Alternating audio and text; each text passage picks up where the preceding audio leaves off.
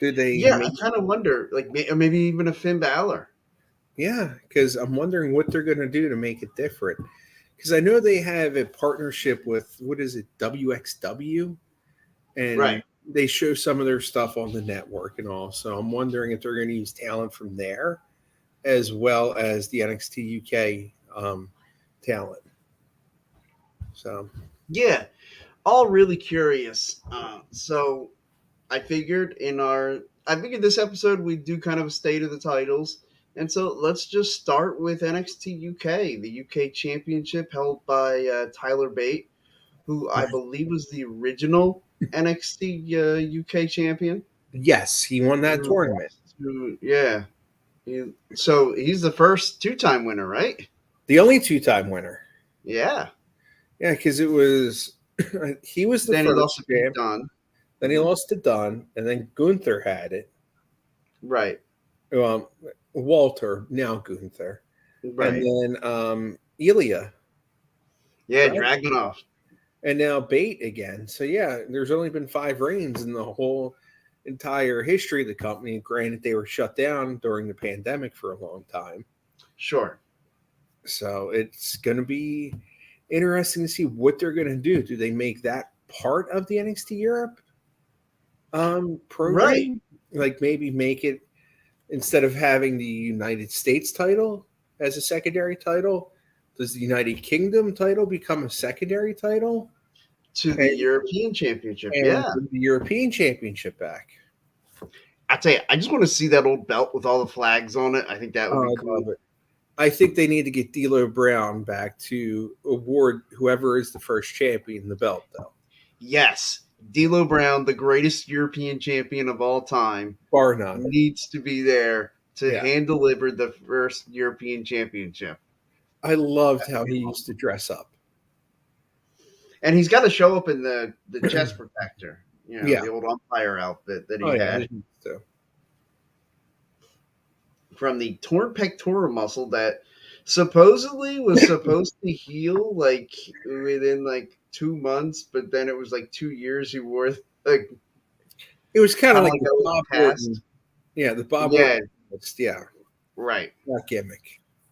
Yeah, he was a slow healer. Yeah, it happens. Sure, sure. And so yeah, that sounds like it's really going to breathe new life into NXT Europe, Yeah. or and then by extension the NXT UK. Right. Yeah. As now, it's supposedly announced that it's closed. Like you said, I don't know if it's going to be working in conjunction with NXT Europe, if they're going to tour similar places, and like I you don't. said, keeping the UK title but adding a European championship. I know they already announced their first event's going to be September 4th. Okay, so the day after Carnage at the Castle. Yeah, day after the Clash at the Castle, they're going to Yeah. have. It's called World. It's going to be one of those worlds collide again. Okay. So I wonder if they're gonna bring some of the NXT talent over, kind of have the Europeans against the North Americans, or what they're gonna do. That would make a lot of sense, and I'd love to see at the end of it, like Braun Breaker versus Tyler Bate. Yeah, Champion versus champion. I would love that match. Which, while we're at it, why don't we talk about the state of the championship of the NXT UK Championship? Uh, Look, we talked about it's only a couple different title reigns, but over the course of what has it been, like 5-6 years? Probably at this point. Yeah, it's been a little bit. Yeah, and every title reign, it seems to be, is extremely long. And there was a time where that would be considered prestigious. Now, I think what it is, it's just they don't know what else to do with you, so you just have this title reign that lasts forever. I don't know because it seemed like they took them off at the right times too. Mm-hmm. The only one I would have liked to see gone longer was Tyler Bates' first run. Sure. Because that was a little bit shorter because I guess they had plans for Pete Dunne. And then Yeah. Dunne had a long reign, Walter had a long reign, and then Dragunov had the forfeit the title because of injury. Sure. And it was kind of like the one who I think deserved a reign that didn't get it, and I would have loved to see him win the final was Trent Seven. Yeah. Because I'm a big fan of Trent Seven. Yeah. he's been there since the beginning in the UK Hmm. brand. I mean, they've gotten rid of a lot of people in that brand. But he and Yeah. Baby have been there, and I think Gallus. Yeah, it's funny. They seem to have used NXT UK as sort of what they were originally trying to do with NXT, which was as a minor league development, and they were using it there, and then bringing guys instead of bringing them from there to WWE, they were bringing them then to the traditional NXT. Yep.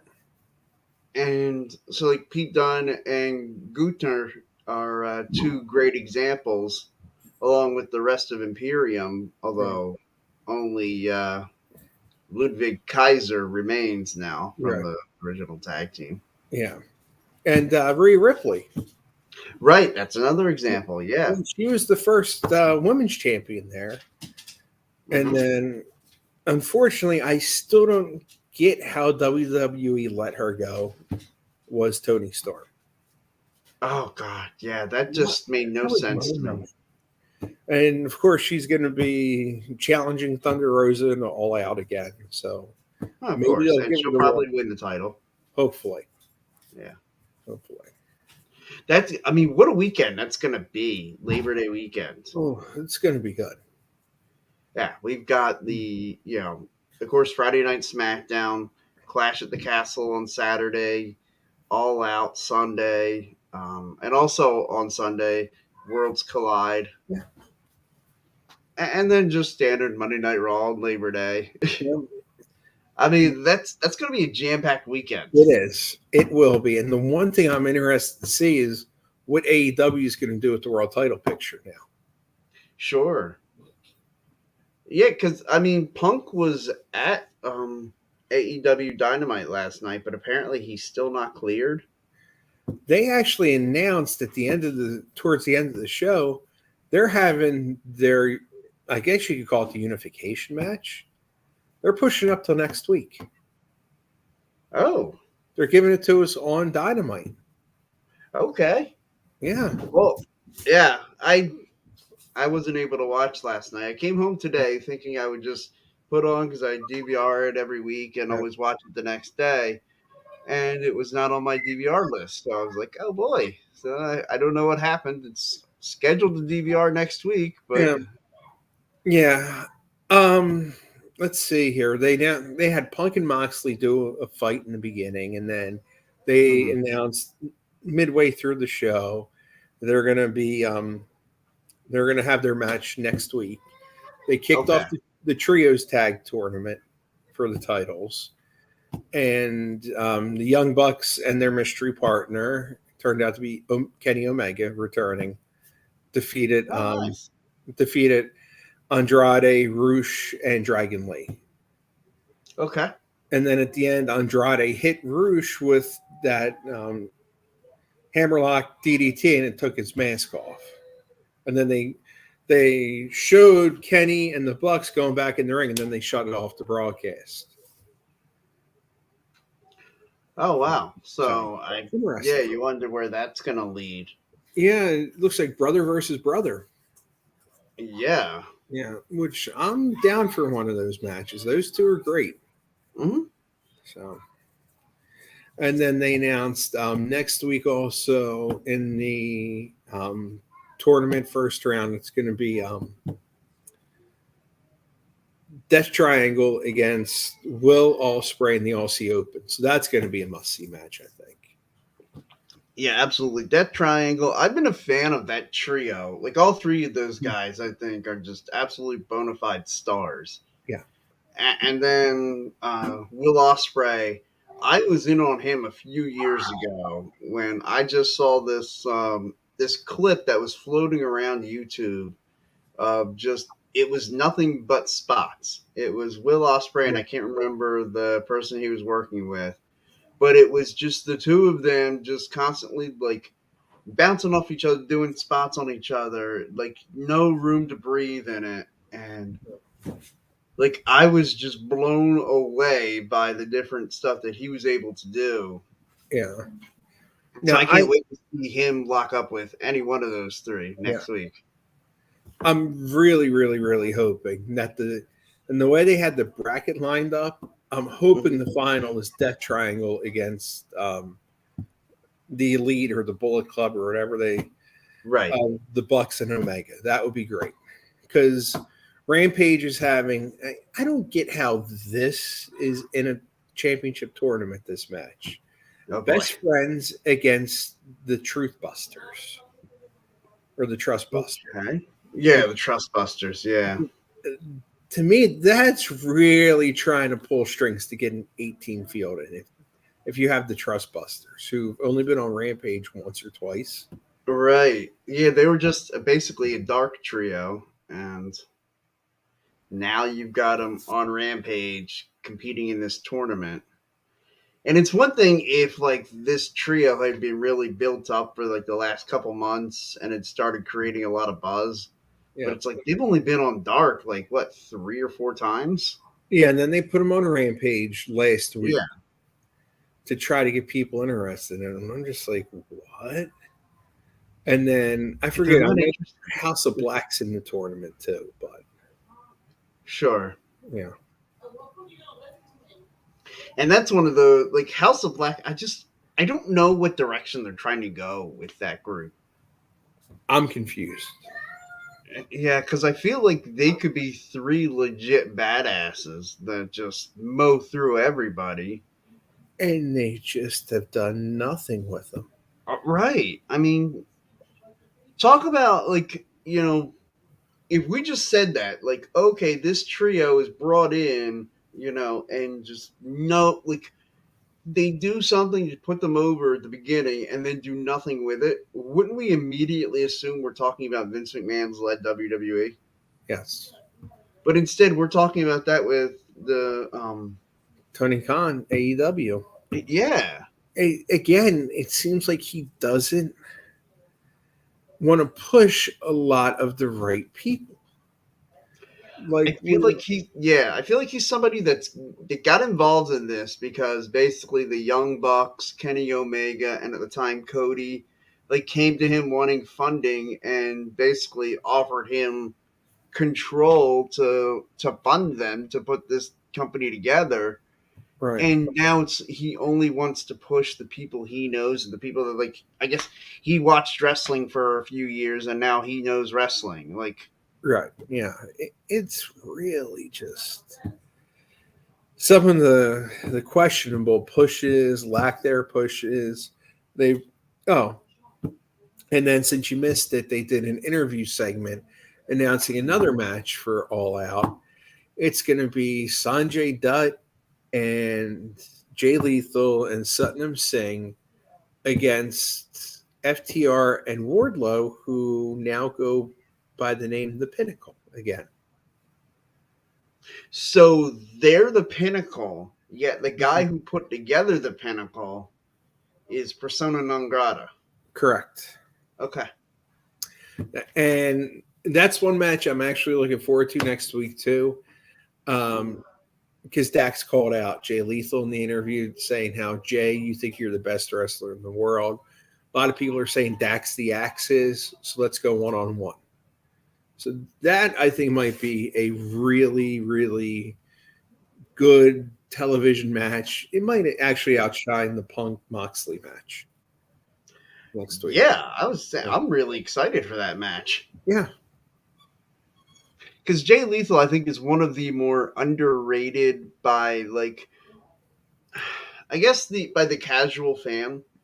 Like Yes. they probably look at Jay Lethal and like maybe they've seen on YouTube him woo his woo off with Ric Flair and Yeah. think that's all he is. It's just a Nature Boy clone. Right. Or maybe they dig a little bit further and remember the Black Machismo Right. gimmick, which was horrible. And really, both gimmicks were not good. He made them good because he's awesome, but He's awesome, yeah. And I mean, that's one thing when they purchased Ring of Honor, I thought he was going to be like front and center, one of the guys, because he already signed Yeah. a big deal with AEW. But it's like, hey, we bought Ring of Honor. Let's do nothing with the brand. Yeah, like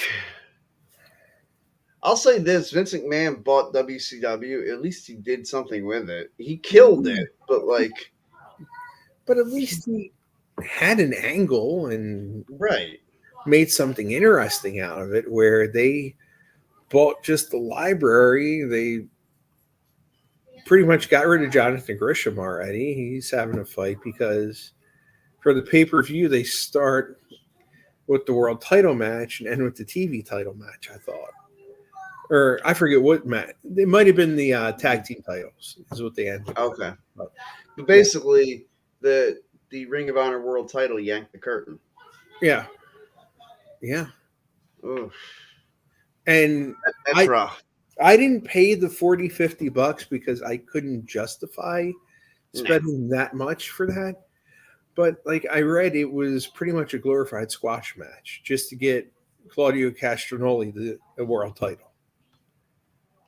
and that's a shame because like Claudio Castagnoli deserves to have a main event spot where he goes out, wrestles a 20 to 30 minute banger, and wins the world title. Like Yep. that's what he deserves, and he deserves to have the show end with the confetti coming down and him holding up the world title and Right. like, to having his WrestleMania moment. Like that's what he deserves. Right. Like I guess it was last year when he was still at the company at WrestleMania Mhm. Backlash. I thought maybe they're going to get smart and give him a title reign, but no, they didn't. Nah. No. And I really thought they were going to capitalize off that momentum that he had after he beat Seth Rollins in what I think was one of the best WrestleMania matches of all time. Yeah.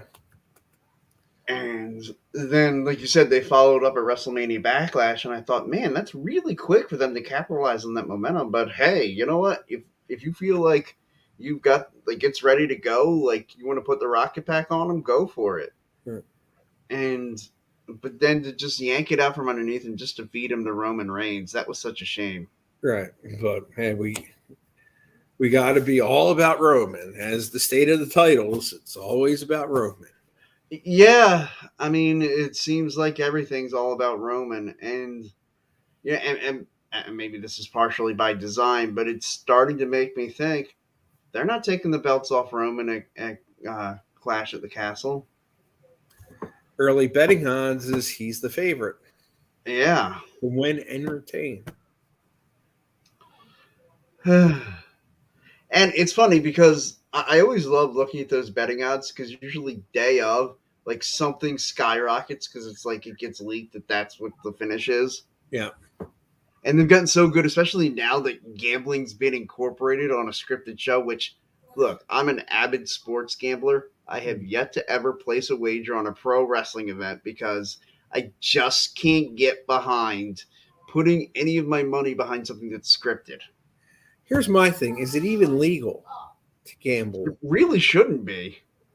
I'm because like I know over in the UK it is because I've listened to podcasts, but like I Mhm. downloaded DraftKings for that free to play thing, Mhm. and I've never seen any option to gamble on wrestling.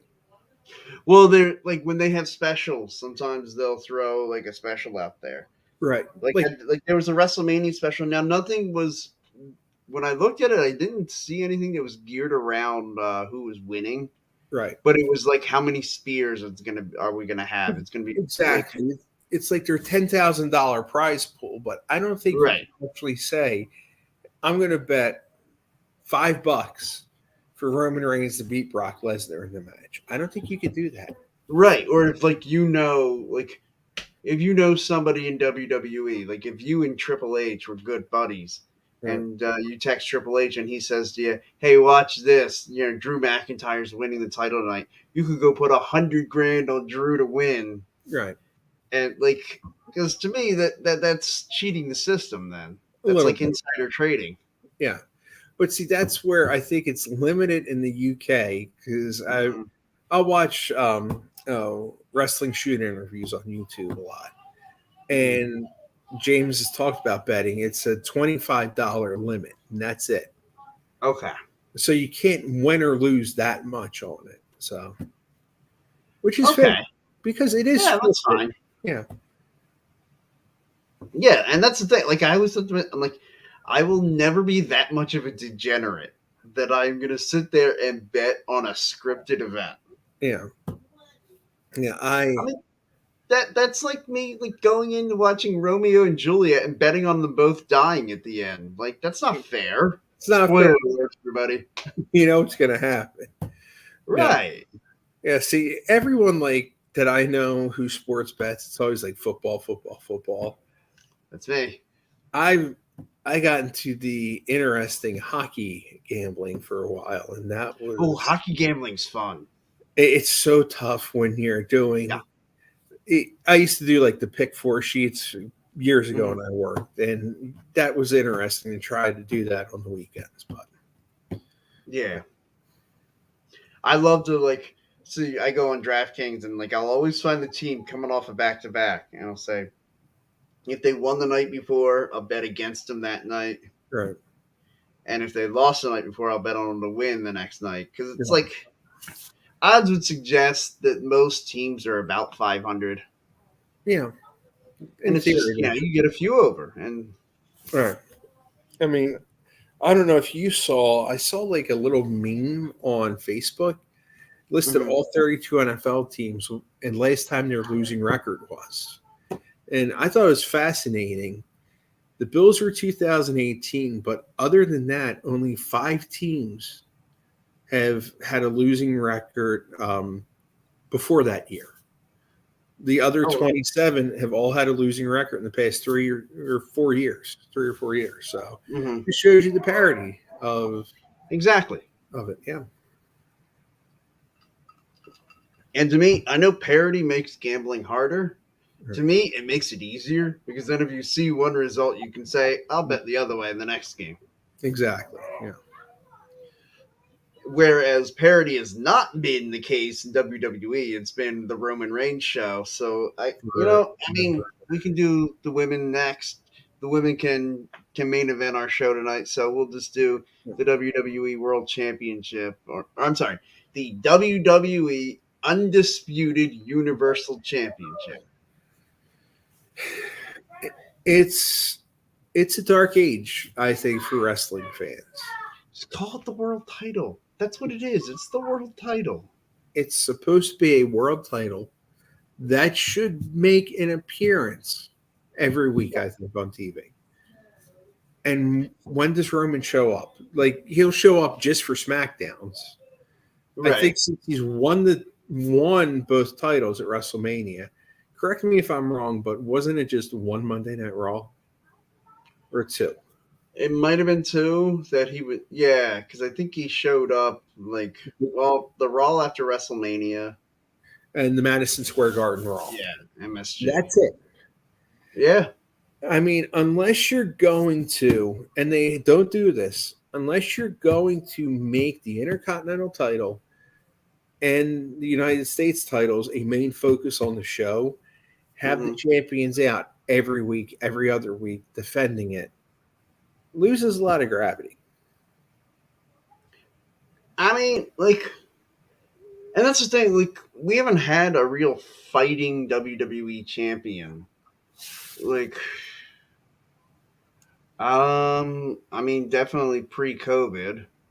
Right. Because I mean, Drew defended the WWE title fine, but he wasn't putting it on the line every week. He defended it every month, Right.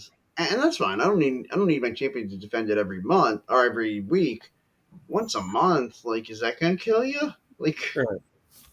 But see, even when we had these Lesnar reigns that were lasting for a mhm. while, he'd only be on on what every four times a year defending the title at all the big By the way, events. I was on that train of the anti Lesnar train before anybody else. I have to say, the first reign that he had as the part time champion when he suplexed John Cena out of the main event, I was right away like, okay, well, this means you got to show up. You're the and at that time he was the WWE World Champion. He was the only World Champion that we had.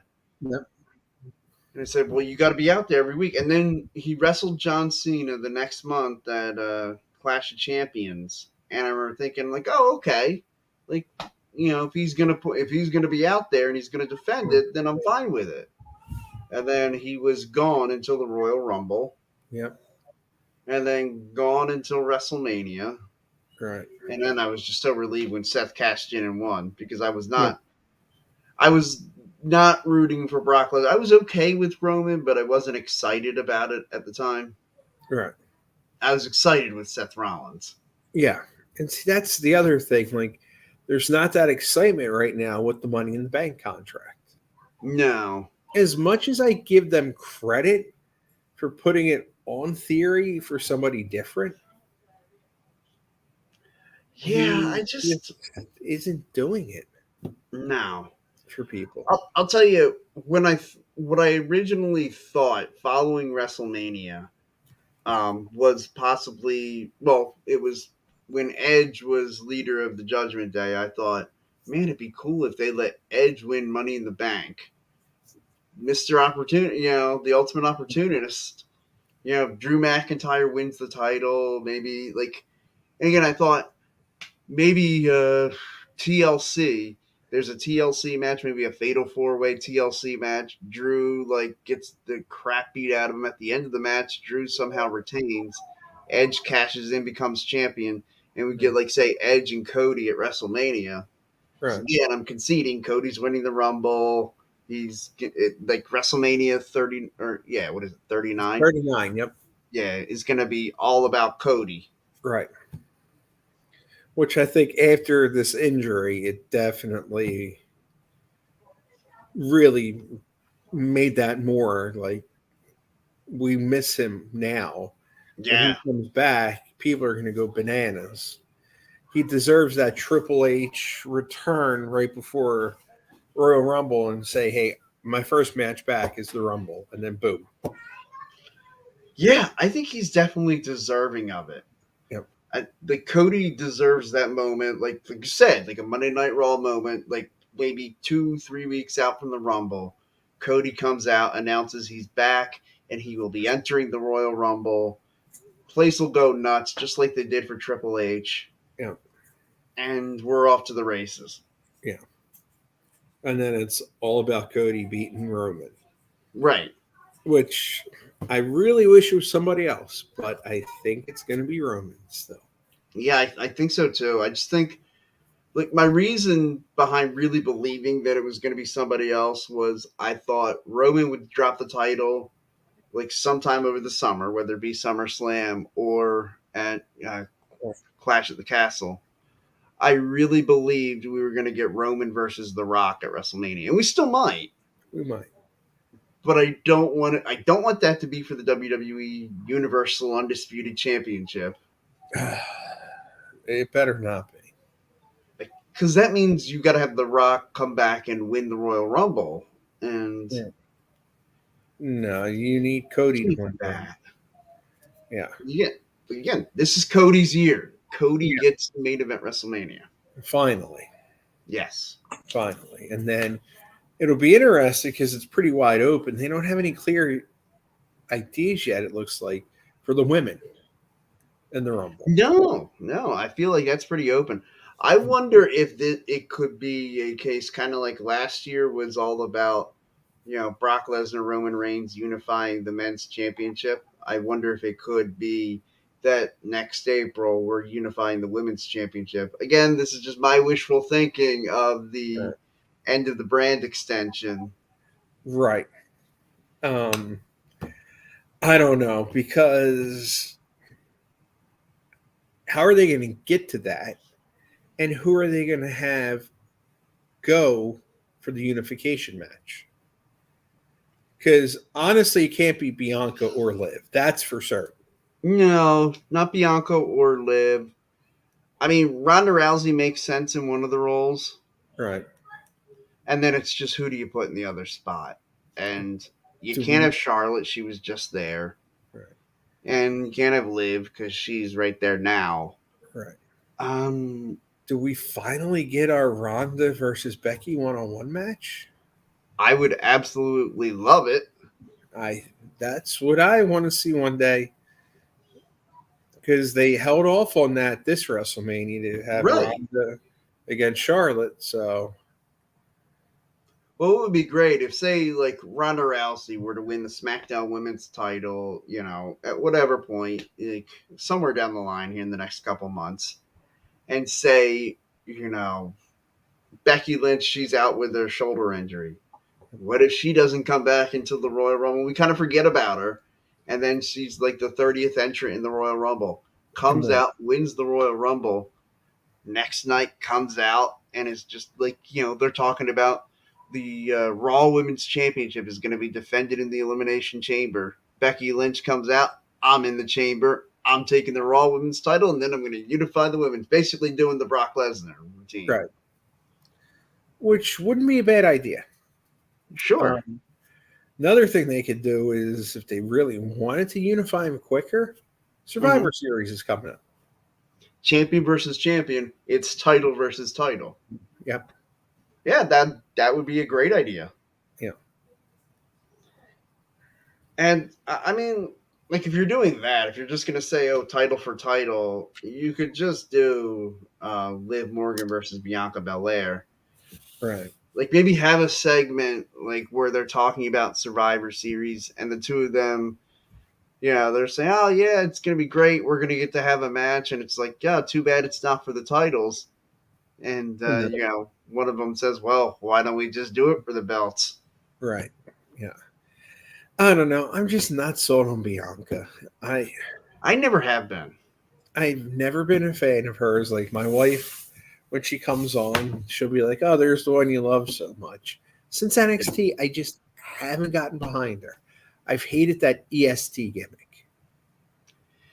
Yeah, I always thought that was the dumb est gimmick. It really is. And Yeah. I mean, I think she'd be a lot better with another gimmick and Yeah. give her a heel run.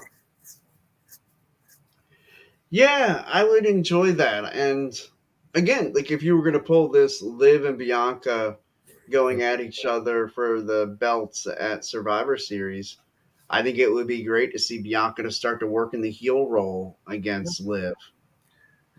They need to do something, I think. Her and her husband, I think if they have Montez split from Angelo Dawkins, which they've been kind of moving towards, Mm-hmm. maybe make them both heels, I think that might give them a good character change. Because I think it'd be fantastic. I Yeah. think Ford would be a great intercontinental Mm-hmm. or U.S. champion if they gave Mm-hmm. him the backing for it. He's a great athlete. Yeah, I agree with you. I think Montez Ford could hang with anybody in the ring, and I Yeah, think it would be awesome if they had him and Lashley for the U.S. title. I think that'd yeah, be fantastic. I think so too.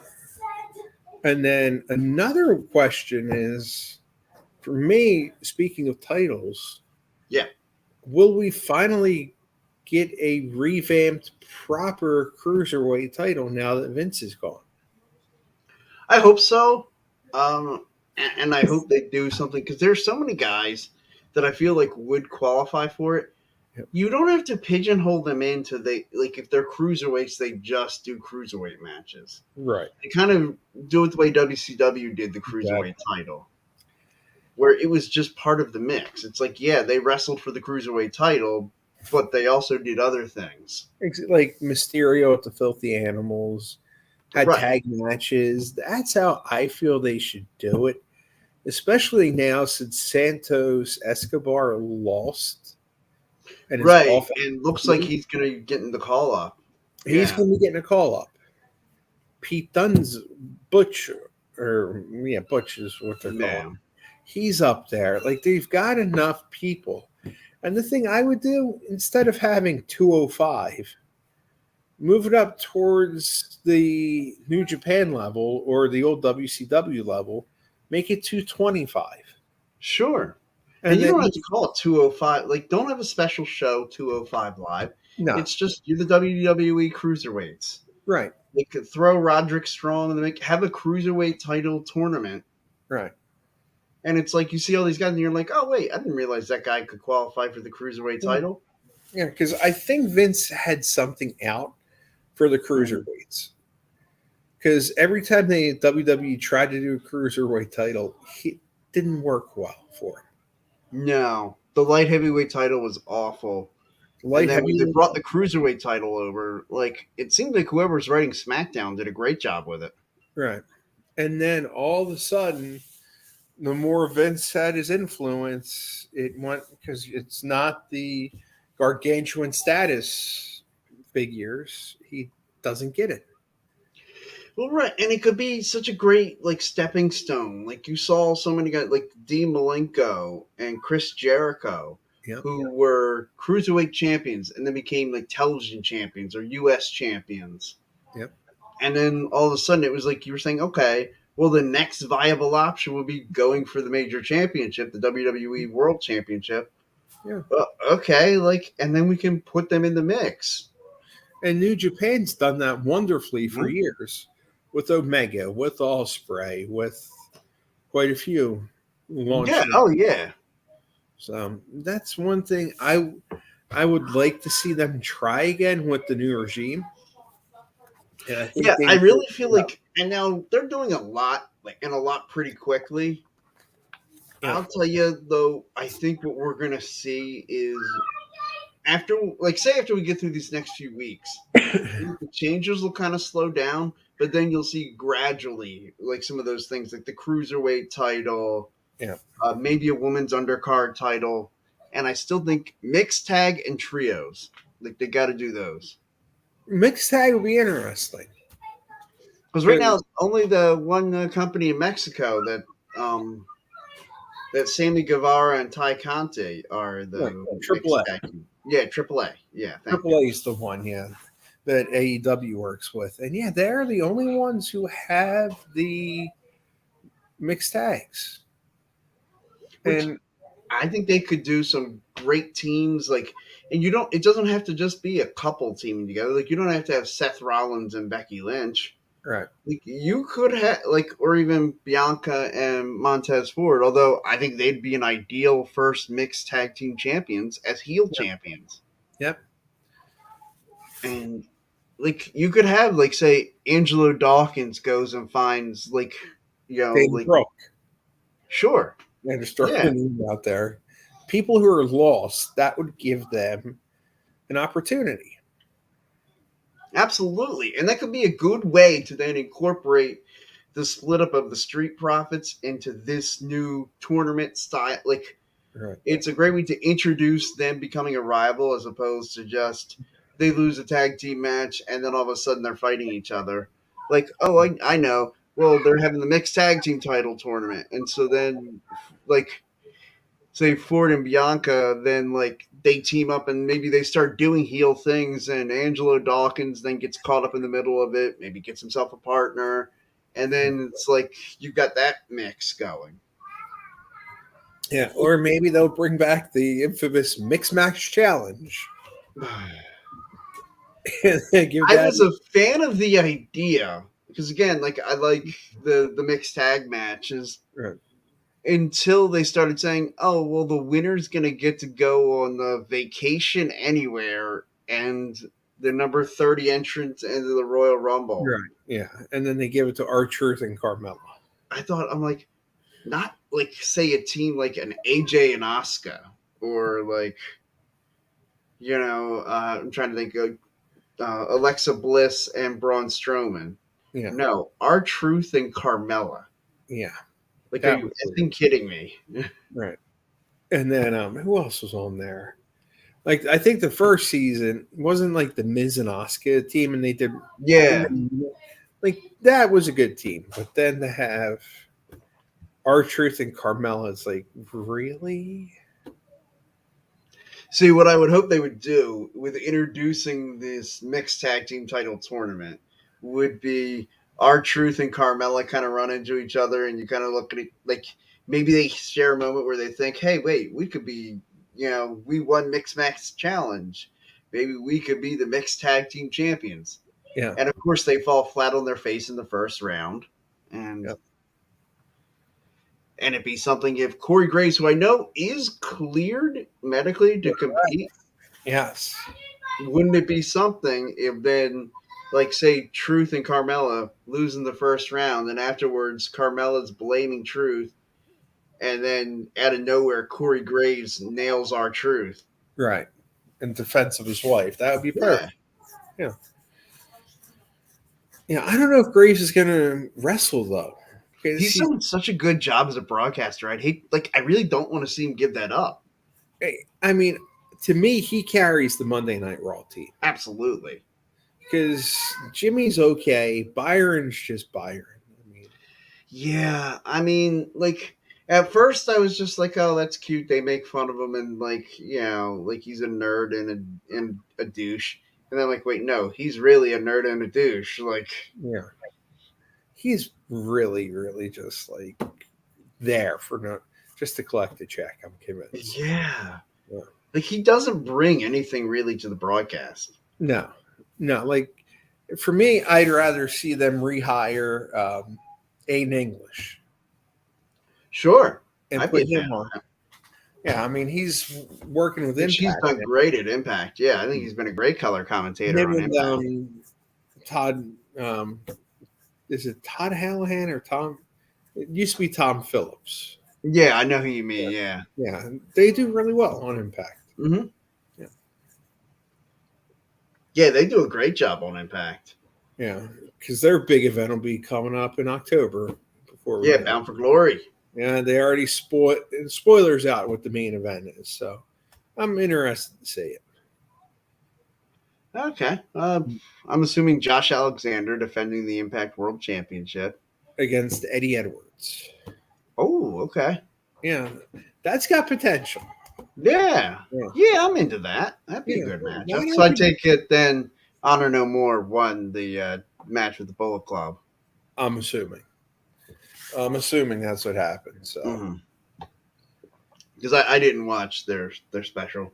No, it's hard for me to justify ordering any company special when I get all the top companies' specials for just $10 a month or $5 a month now because of Peacock.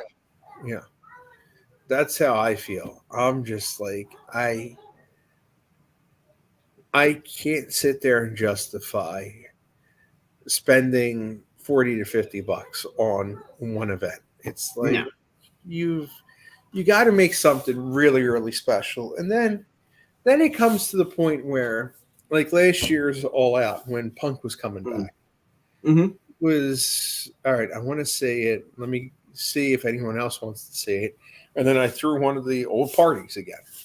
Yeah. See, I could go in for something like that, maybe. Yeah, but the comfort of just sitting and watching it for 40, 50. That's what I looked on Fight and on Comcast out of curiosity to see how much Ring of Honor Death Before Dishonor is going to be. Right. They were charging $40 or $50 for it. I forget which one. Jesus. That was my face. Exactly. This is your first show. You've done very minimal on the TV.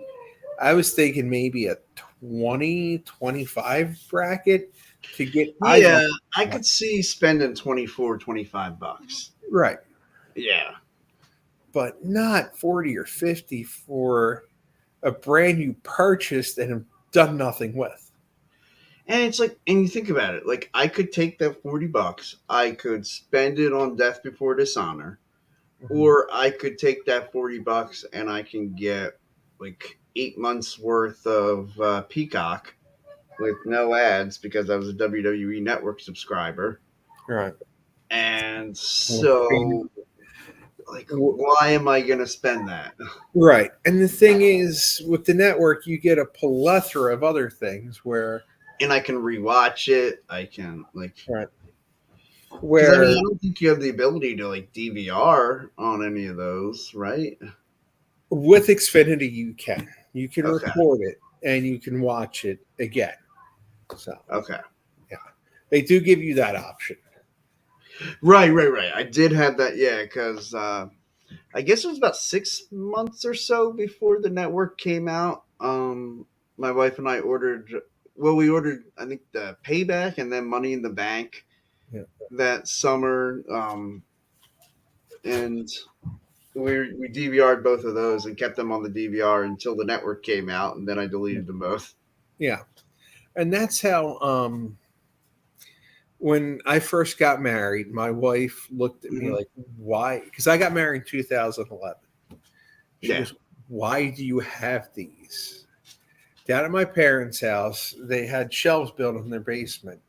I literally had Oh, I two love it. 6 shelves filled of cardboard paper boxes with every Monday Night Raw from, I would guess, 95, no, 96 or 97 till about 2008 on VHS. Hmm. I had every of the monthly original TNA pay-per-views from 2006 when they started with Turning Point Hmm. all the way to about 2010. I think I didn't miss one for 4 years Oh, wow. until Hogan came. Once Okay. Hogan came, that was it. I shut it. I stopped. I would pay the $30 a month because I thought they were a lot better than WWE products at that time. Hmm. And she goes, why do you have all these? Now I wish I would have kept some of them instead of throwing them all out in a rush right after our honeymoon because I had the Benoit tribute show on Oh, VHS. wow. I literally didn't miss for years a Raw. I had it on the VCR and it was ready to go every Hmm. week. I had the Benoit tribute show. I had the Owen Hart tribute show.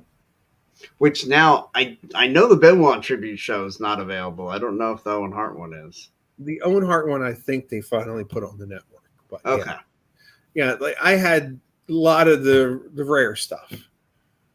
Oh man, I remember watching the Chris Benoit one because I set up to record the show, and I was going somewhere doing something with my dad, or yeah, for whatever reason, I wasn't home at the start of Raw, and I go and I turn it on, and it's like in the middle of Benoit JBL match from WrestleMania 22, and I'm Right. like, what the hell are they doing? Like, why are Yeah, they showing this? yeah. And so I I, restarted it from the beginning, and I went, what the hell? yeah. That's how I was shopping. Mm-hmm. I was shopping with my mom and sister at a shopping center that Monday, and I just went on the internet on my phone, and I went into www.com, and they said Chris Benoit died. I go, what? And I was stunned because at the time he was one of my top three favorite wrestlers, Absolutely, mine too. Yeah. and And I'm I just find like, it funny, and I'll tell you why when you're done the story about the whole story of the VHS collection. But yeah, go ahead. and I'm just like, what? And I couldn't believe it. I tune in, and then the next day, if well, Yeah. actually, right afterwards, you find out what really happened. And then the next day, Vince on ECW. That's the last time his name will ever be mentioned, and so it hasn't been mentioned. Yeah. Yep. And that's how you know that this show is not in any way affiliated with WWE because we will freely use the name Chris Benoit. Correct. Um, so it was funny you bring up your VHS collection. I had one as well. It was mainly the pay-per-views, like and sporadically WWE, WCW pay-per-views from about like 92, 93 through, gosh, like 2006, 2007. Yep. Like I would have like I had every WrestleMania on VHS up through WrestleMania I think 28. Okay. I had every one of those. Wow. Yeah, and including some that I had to go back and purchase, like because I would like WrestleMania 1. I watched at a movie theater in Salisbury, Maryland, Okay. and then the rest it was just all on pay per view. Yep. And see, my cable company Mm-hmm. at the time was Adelphia, which got bought out by Comcast few Sure. years later. But they didn't offer pay per view. Like I would have to go to a friend's house. I remember Mm-hmm. WrestleMania 4. I went to one of my friends' houses in elementary school, and we were watching WrestleMania 4. But Mm-hmm. in between matches, his dad would take the remote and quick flip on Clash of Champions to see what was going on there. Oh, cool. Yeah. Yeah, because that would be the same night of Sting and Flair, and Yep. there's what was it like a 75 minute or like a 45 minute, 45-minute draw, I believe. 45 minute draw? Yeah, And that just proves how great Ric Flair was in his prime. oh god, he was the man. He was Because the man. you could go back now and hear stories of just how bad Sting and the Ultimate Mm-hmm. Warrior were beginning in '85. And really, Sting didn't progress that much in those couple years. No, Looking at that match, Flair really carried it. And that's finally when Sting finally got into his huge megastar role, I think, was that yeah. feud. All right, I think that's gonna about wrap it up for the show. I think that was great, but I just thought it was funny, you bringing up the fight that you had with your wife about throwing out the VHS tapes, and I had about the same kind of fight, and I managed to hold out and keep most of them until the network came out, and then it was just, look, it's all available on the network. Just get rid Yeah. of them, and See, that's what set me over the edge. my thing is I've converted a lot to DVD because I Oh, had that's a awesome. converter. So I have a couple big binder. Yeah, the C. Remember the old CD books Yeah, yeah. that have a couple hundred? I have a few of them filled up with old wrestling DVDs. That's fantastic. Yeah, there's stuff like and I made a lot of money on these on eBay. The original Coliseum home videos. I have a lot of them on disc, and I've noticed one thing, like they've released a few of them, like Piper's Greatest Hits and Mm-hmm. Ricky Dragon Steamboat. I think a Hulkamania here and there. Mm-hmm. The ones I used to love, they haven't put out yet. I think I have most of them. Is the best of the WWF. Yeah. And the other one I really enjoyed was some of the European tour Yes, the VHSs. Rampage ones. Yep. Yeah. Yep. Well, look, everybody, thanks so much for joining us. Great episode. As always, Mike. Always fun talking wrestling with you. Always a good time. Yeah. We'll be back here next week talking more. Exactly. That's what we're here for. All right, everybody, have a great night. Mike, anything to add before we get out of here? I'm good, thank you. All right. Everybody, have a great night and happy wrestling.